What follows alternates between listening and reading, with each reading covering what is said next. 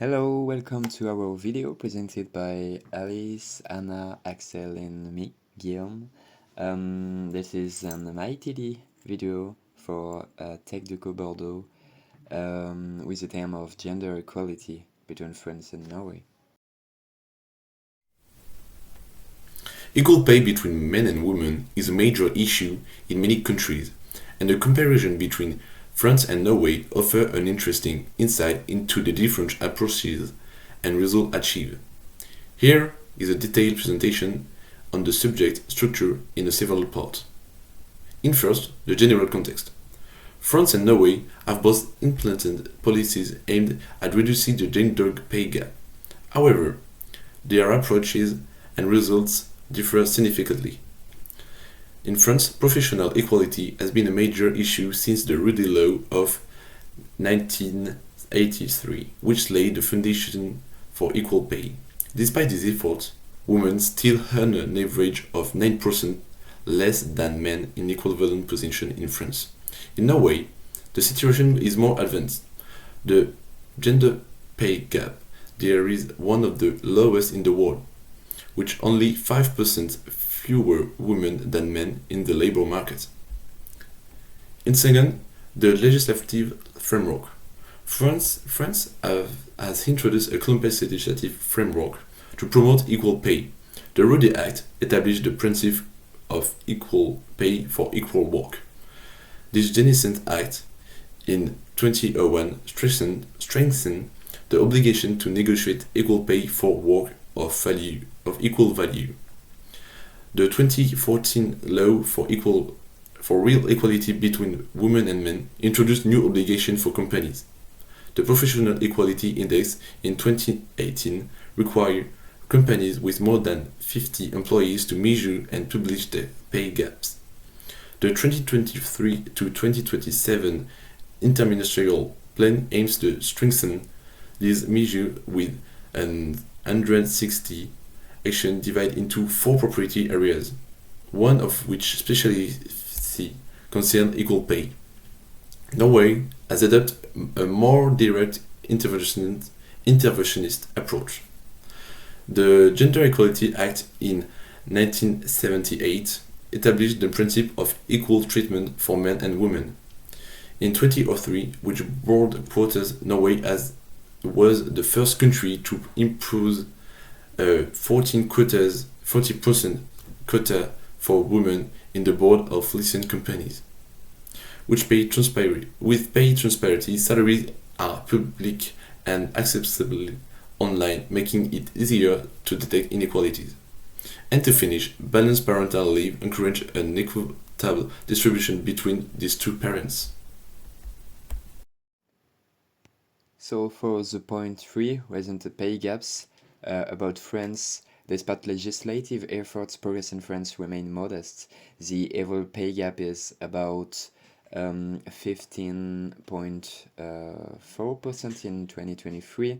For equal position and skills, the gap has narrowed to 4.3%, which shows that direct discrimination persists. The Professional Equality Index has shown improvements. The average score has risen for 84 points in 2020 to 86 points in 2022 out of 100. However, 39% of companies still do not reach the minimum threshold of 75 points. For the Norway is a way more different with better results. The overall pay gap is only about 12%. Women work full-time on an average 84 cents for every dollar earned by men. Female participation in the labor market is very high, with 58.7% of women under 65 in the workforce. In management positions, women held 43% of position in 2023. For the points 4, family policies and work-life balance. In France, family policies are in place, but balance remains a challenge. 16 weeks maternity leave 28 days paternity leave, subsidized childcare system, but it's still inadequate in some regions. For the Norway, Norway stands out for its more generous family policies. 49 weeks parental leave at 100% of salary, or 59 weeks at 80%.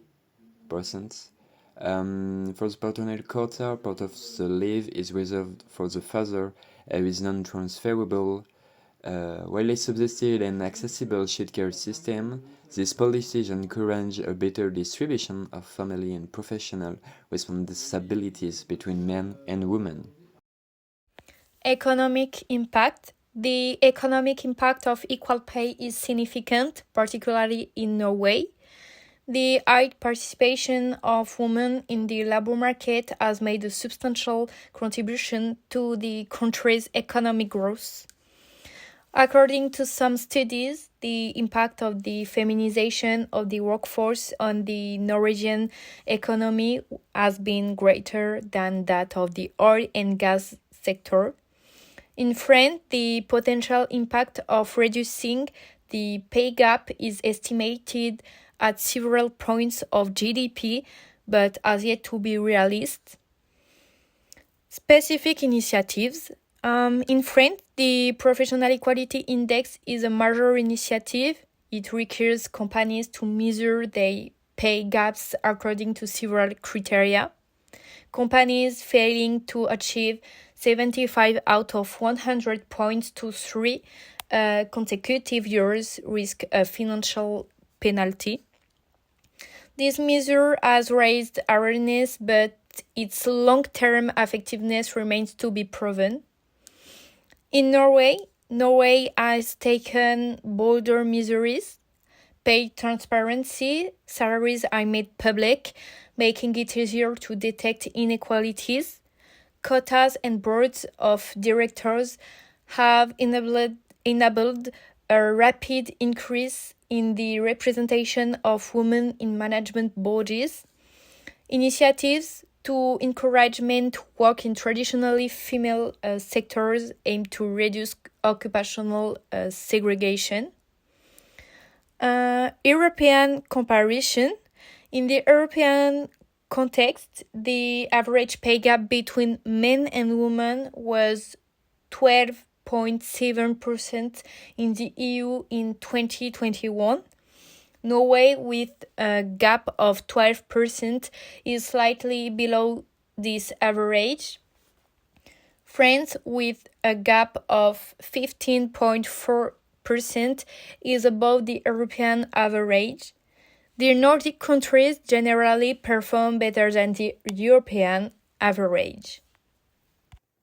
France is showing signs of improvement, but progress is slow. The average professional equality index score has risen from 85 points in 2020 to 86 points in 2022. The 2021 Rixen law imposes new quotas for management positions in large companies. Despite its advanced position, Norway is facing new challenges.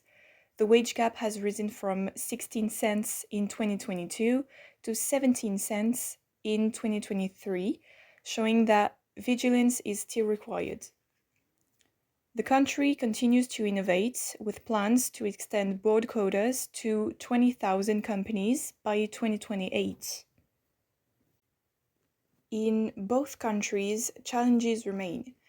Effective implementation of laws and monitoring of measures remain complex. Occupational segregation persists, with women overrepresented in lower-paying sectors.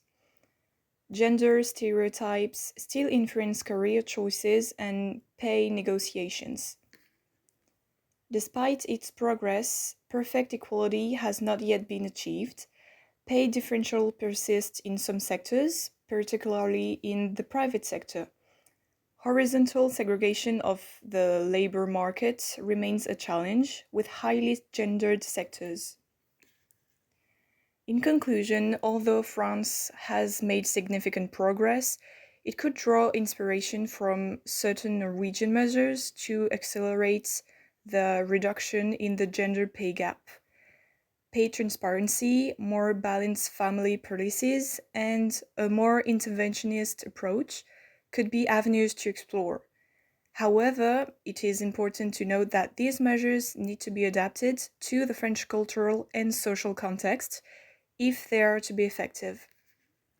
Norway, despite its advanced position, must continue its efforts to maintain and improve equal pay. Its example shows that equal pay is indeed an achievable goal, but one that requires a commitment to the part of all employees. As we say, France and Norway have both taken steps to address the gender pay gap, but with varying success. France has made progress through legislation like the Professional Equality Index, yet significant gap persists due to implementation challenges and cultural factors. Norway, with its direct measures such as pay transparency, balanced family policies, or quotas, has achieved one of the lowest pay gaps globally. While both countries face ongoing challenges, Norway's proactive approach offers valuable lessons for France and others striving for gender pay equality. So, thanks for listening and watching this video. Let me know if you enjoyed it and if you have something to say about it. See you soon.